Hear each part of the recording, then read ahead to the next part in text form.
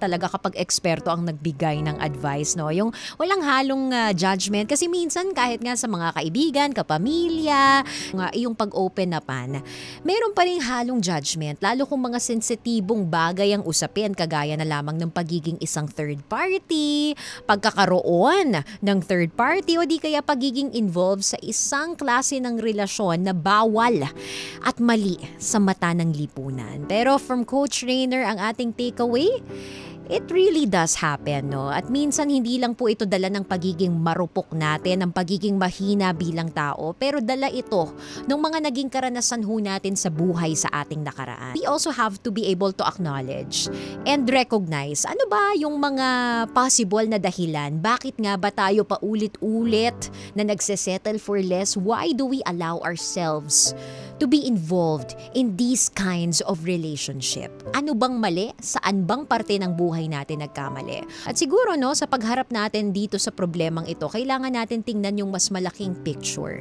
Ano ba yung naging dahilan from the past na probably nag-contribute doon sa ating actions and behavior sa present life natin ngayon?